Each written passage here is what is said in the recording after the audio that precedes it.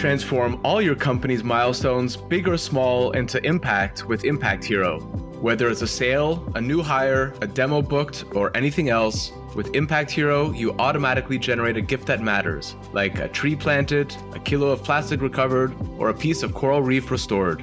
Join the hundreds of companies that are already boosting sales and retention while making an impact. Go to impacthero.com/podcast now to get 10% off. Again, that's impacthero.com/podcast to get 10% off.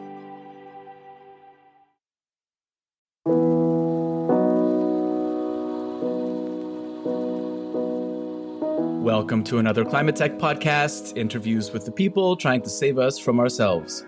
Jess Burley was worried about climate change from a very young age, but wasn't sure how best to fight it. While studying politics and international relations at Cambridge, she thought maybe it would be through policy. But then she caught the climate tech startup bug in Berlin and eventually moved to the other side of the table as an investor at Planet A Ventures. We talked about the fund, its work promoting investment in hardware, and much more. I reached Jess in Berlin. I'm Ryan Grant Little. Thanks for being here. Jess, welcome to the podcast. Thanks a lot for having me. Very happy to be here. You are an investor at Planet A Ventures in Berlin, which, from what I can tell, has had a really meteoric rise since its inception in 2020. And I realize that you've only been there for 2.5 years, so you've not been there right from the beginning. But talk about its kind of short and what appears to be very illustrious history to date. So maybe founders, kind of LPs, that type of thing. Yeah, happily. So Planet A, for some context, we're a 160 million fund pioneering a science-based approach to venture capital and putting the planet first, challenging the status quo of how we approach venture capital. For the longer history, we were born 4 years ago from 6 GPs with the vision to contribute to an economy within this planetary boundary and to fuel scalable businesses that hold the power to really make a change.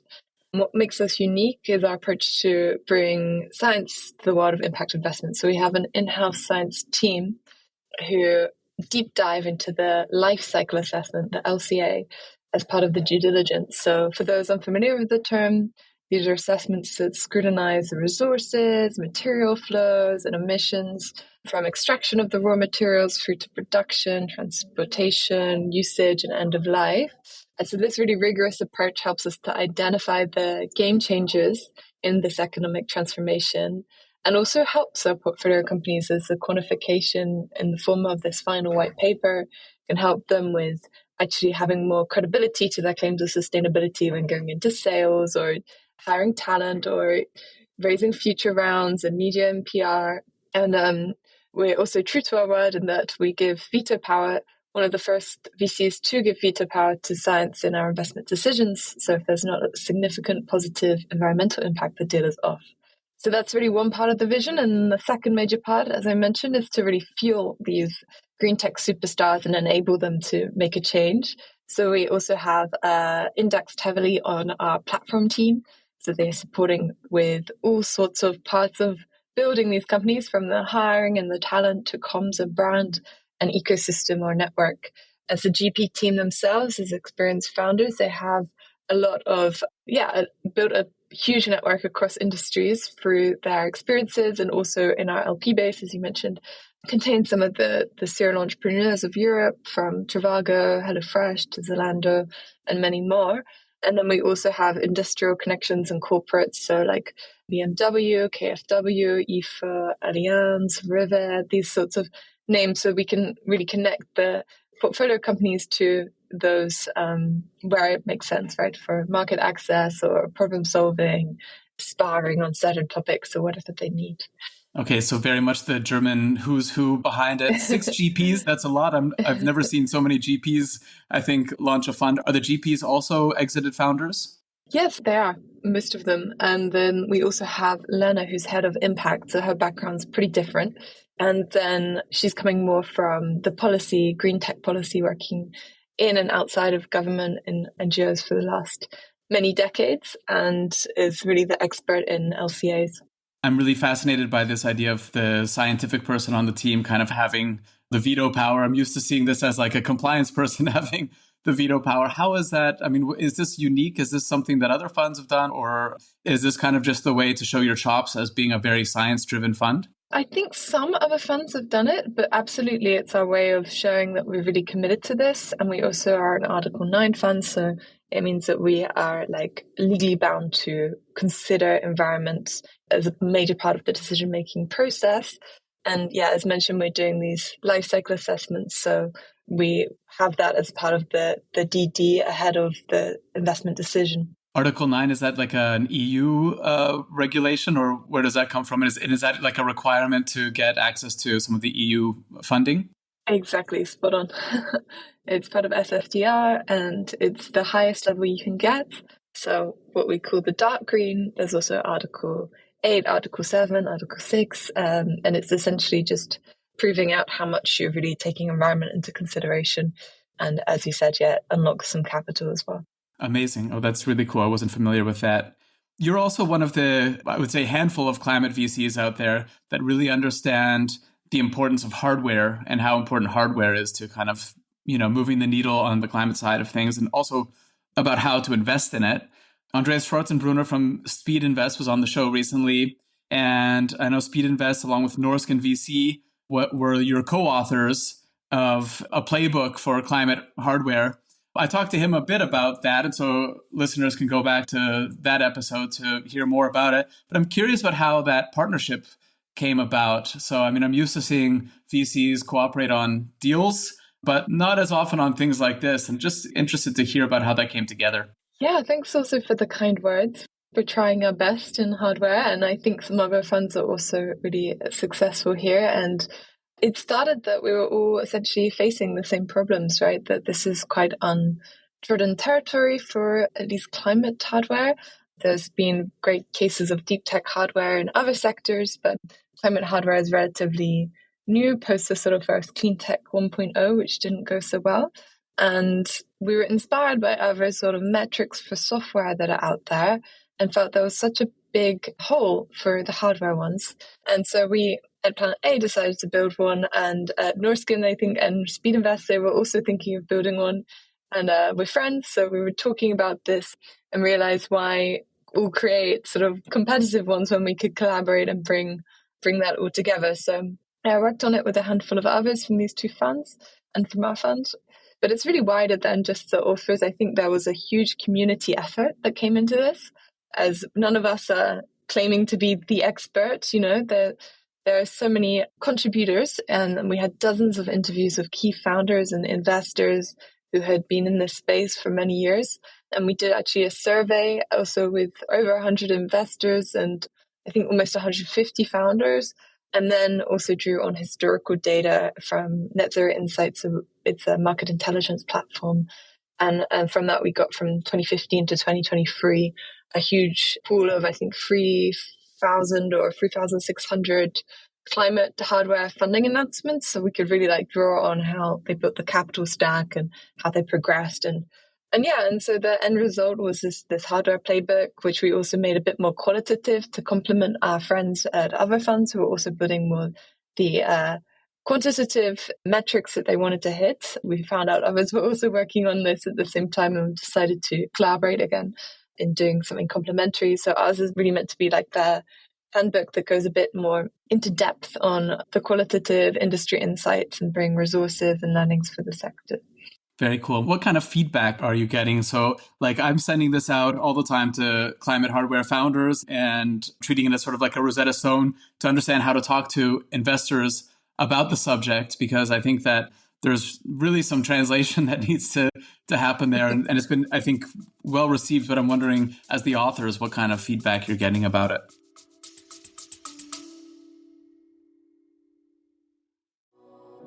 I work with a lot of companies who plan to open up shop in or expand across Europe. My one big piece of advice: don't fall into the trap of setting up a new entity right away. Instead, talk to my friends at Paracar, who can help you get up and running without all the costs, not to mention the legal and HR hassle. When I was hiring in different EU countries, I wanted my team to focus on their work, not on the country's bureaucracy. After interviewing a half dozen international expansion firms, I chose Paracar because they were by far the most knowledgeable and they're great people. Whether you're a large multinational looking to expand abroad, a small business looking for the right talent, or a contractor, they'll sort it out. Book a free, no-obligation consultation right now at parakar.eu/climate. That's PARAKAR.eu/climate.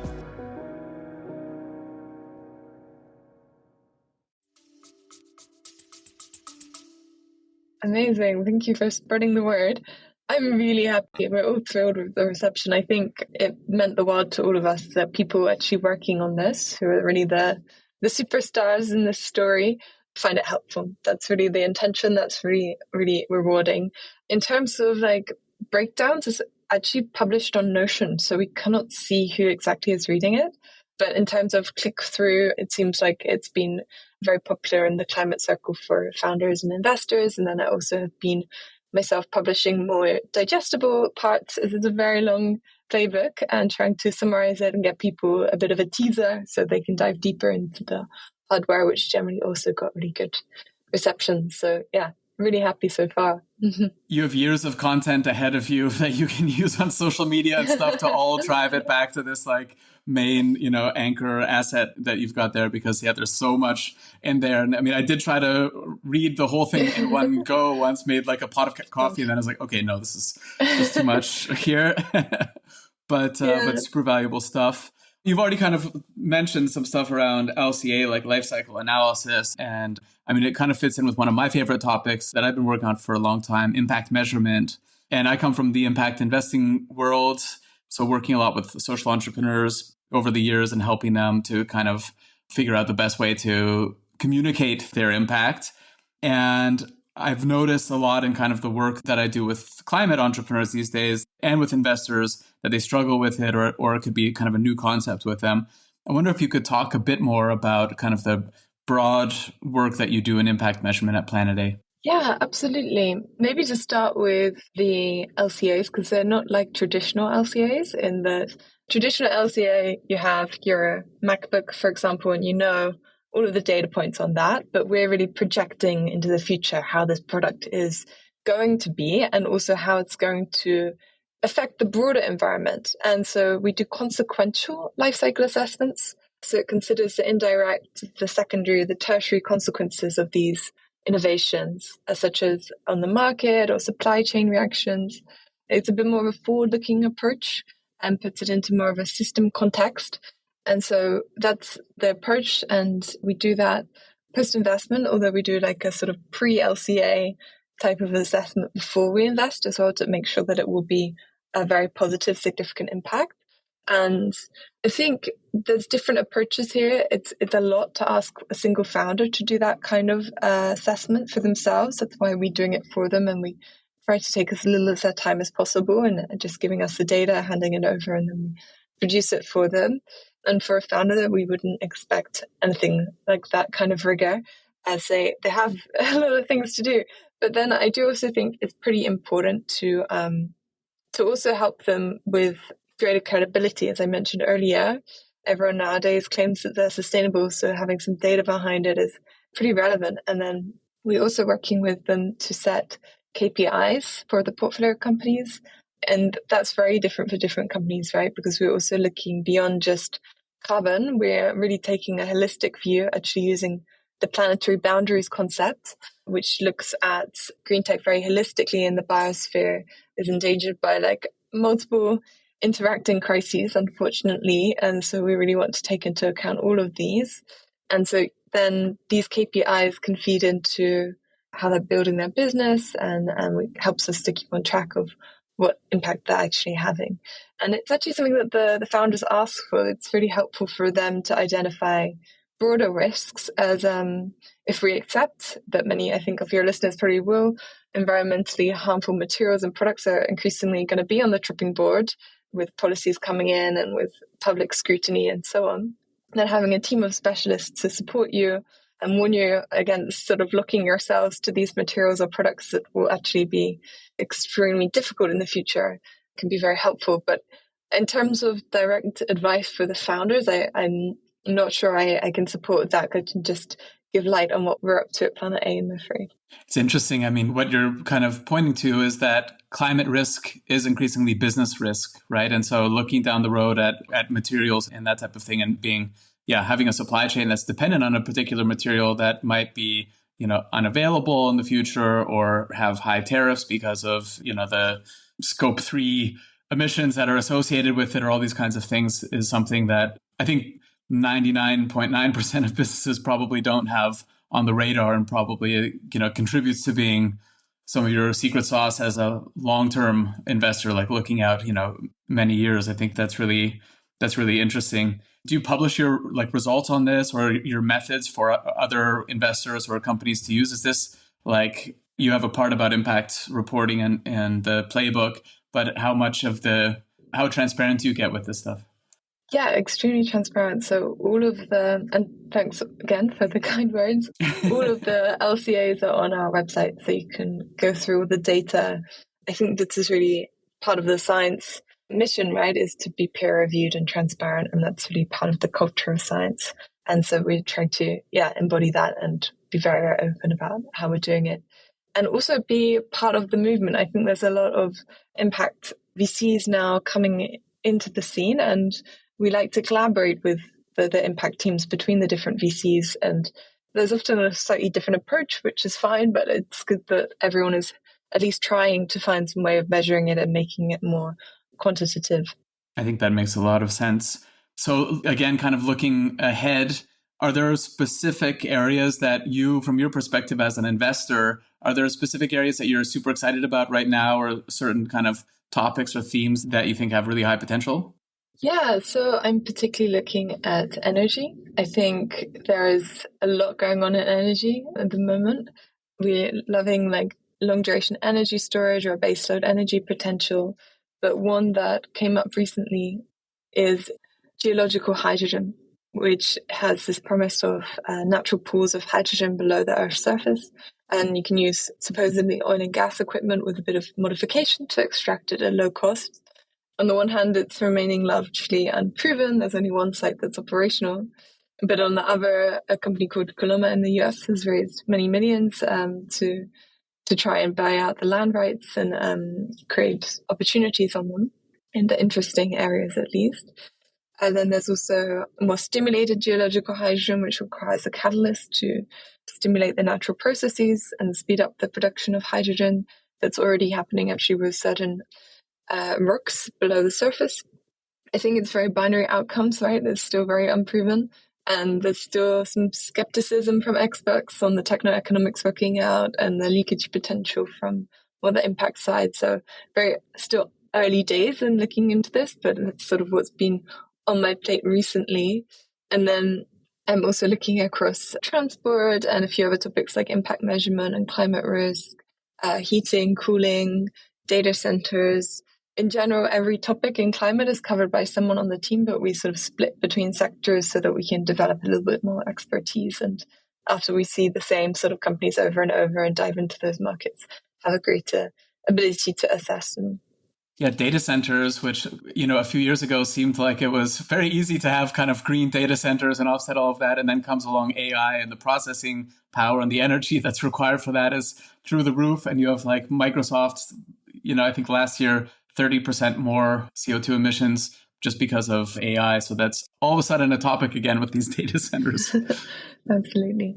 Interested to hear a bit more about your background. So you're originally from London. You studied politics and international relations at Cambridge. Now you're in Berlin investing in climate. What was kind of the road from one to the other? Yeah, it's not the typical story, I suppose. I think the red line is really climate change through my past, and VC wasn't really the target of mine from an early age, but climate change I started getting concerned about very young, back before anyone was really doing anything, and countries kept on making very minor commitments and still breaking them. And there were no real incentives then for companies to change without the policy or the public pushing them. And of course, hopefully all these green techs get to be cheaper and better in the end. But obviously at the start, there's a period where you really need that push. So I studied politics and international relations and tried to focus as much on environmental sustainability as I could. But the impetus behind that was really that I wanted to try and change the policy and international policy on climate because I felt that was where the biggest lever was. And I left university and I joined the UNDP for a program on essentially supporting research on climate mitigation and entrepreneurialism. And then ultimately found I was wanting to work in a bit of a smaller organization, a bit faster paced, where I still think policy has a huge impact, but I was personally wanting to see a bit more of my personal impact, maybe in a slightly or self-centered way, egoist way. Are you suggesting that the United Nations is large and sometimes a little bit slow? It could be interpreted. Not my words, but my words. Exactly. And so in my free time, I got involved with this company called Modern Meat that was writing the first textbook on cellular agriculture. And I wrote the European chapter originally from the sort of policy perspective on cellular agriculture. We have a lot of policy on that in Europe. And then I got more into the market and supported on this and ended up leading the whole chapter and loved sort of diving into more of the market and the innovation and technology. And so I joined actually then a startup in Berlin, and it was in circular economy. I found the vibrancy of the Berlin startup scene really exciting. And I also realized the importance of finance, as the company that I was with was struggling to raise. And so I had also limited time there and was very lucky in that I was introduced to Lawrence Leichner, who's a serial climate entrepreneur. He founded Tier Mobility most recently, but also Rebuy, which is Europe's largest refurbishment platform. And he was making angel investments in the climate space. He's very committed to climate, and he'd committed actually 100% of his stake in Tier to reinvest in the climate ecosystem. And so I joined him as the first and only employee, and we helped him sort of build it into more of a fund. We made 16 investments in a year, which was super exciting, and I learned a lot. And one of those investments was a co-investment with Planet A.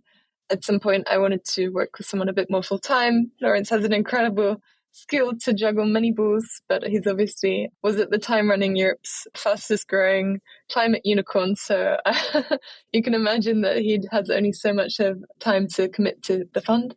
And yeah, I joined Planet A 2.5 years ago and sort of continued to focus on this early stage of climate tech.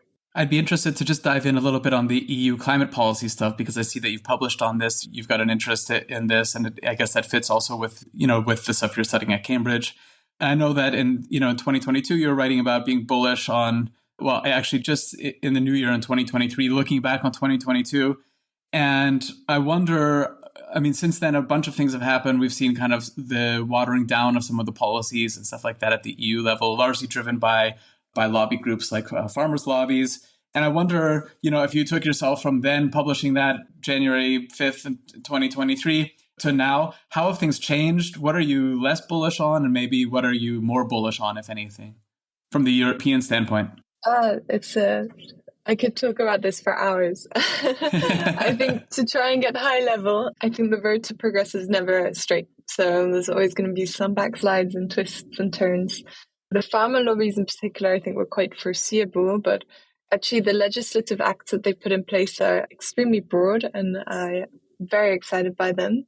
I think if I take a step back and I think of when I first started learning about climate change when I was 16 and how little was being done then versus now, it's like a huge leap forward.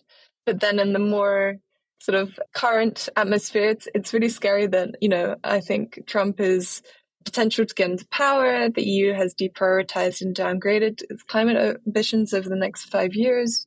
But I'm still, I'm not so bullish that in the next 5 years we're going to see the same kind of rapid output of climate policies that we have in the last 5 years. I wouldn't assume that. But I don't think that the regulation in place will be as watered down as we're fearing. Maybe this is me being overly optimistic, but I mean, the IRA in the US is very complex to take away. It's similar to Affordable Care Act. It's very difficult to fully repeal.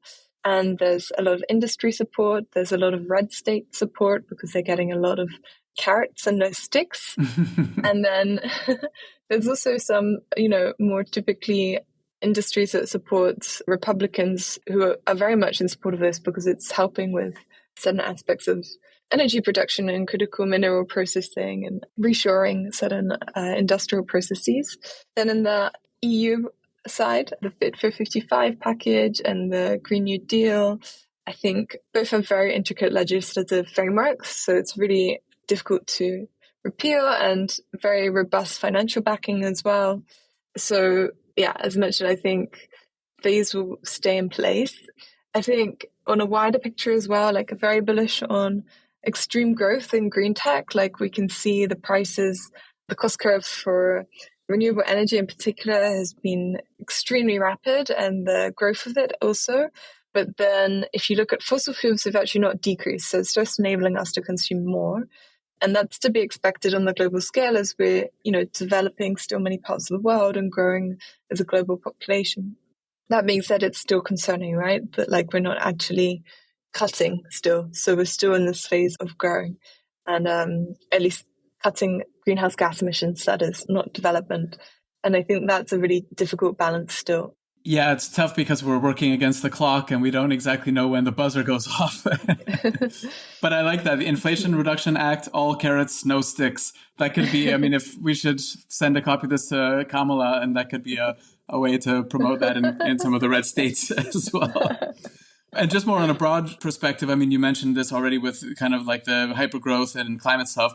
I just got back from Ukraine yesterday, and I'm more excited now than ever, working with some of the people on the climate side there and people in politics, that they really want to build back, as a terrible thing that their energy infrastructure is being, targeted. But it's very clear that also they want to build back as like an example of green powerhouse, basically, as a country, right? And there's that strong desire there. And this comes from, I think, being very practical people and also very young government, right? So that gives me hope.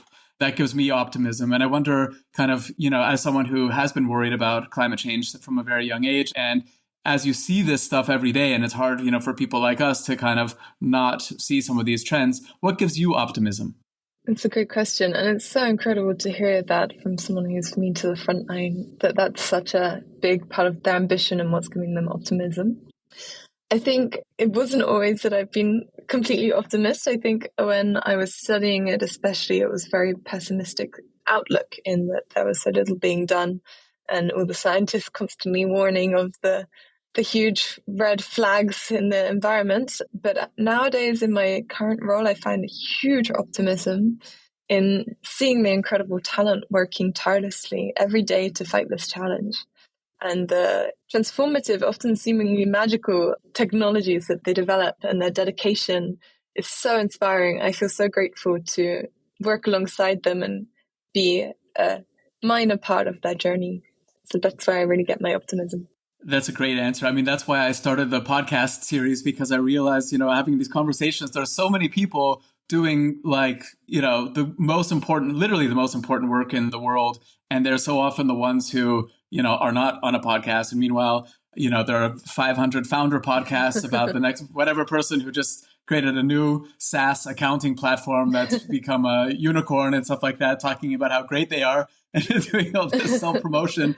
And in this space, you have to really look for the people and invite them on and to tell their stories. And I think it's so important, and hopefully, definitely it's getting some more people involved in the space. So yeah, but I hear you. And also the best way to feel optimistic about this stuff is to be close to it and working with it rather than kind of, away from it and consuming the information, which can be devastatingly negative a lot of the time, of course. For listeners who want to get involved somehow with Planet A's mission, what's the best way for them to do that? What are you looking for? How should they get in touch? Yeah, thanks. Probably the best way to hear about our updates and follow along the journey is to follow us on LinkedIn or subscribe to our newsletter. And ways to contribute manifold. Probably the biggest is if they have they're looking for a job and they would like to join one of our portfolio companies. Obviously, they're all hiring rapidly, as many startups do. And otherwise, I'm sure there's other opportunities that will come up that way. As always, I'll put all the links to that in the show notes. Jess, thank you so much. Thank you. I really enjoyed being on here. Thanks for listening to another Climate Tech podcast. It would mean a lot if you would subscribe, rate, and share this podcast. Get in touch anytime with tips and guest recommendations at hello at climatetechpod.com. Find me, Ryan Grant Little, on LinkedIn. I'll be back with another episode next week. Bye for now.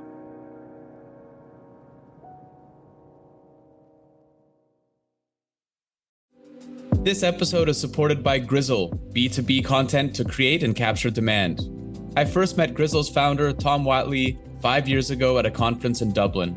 I was so impressed that I signed a deal with him to do all my software company's content that same evening at the pub. Remember that, Tom?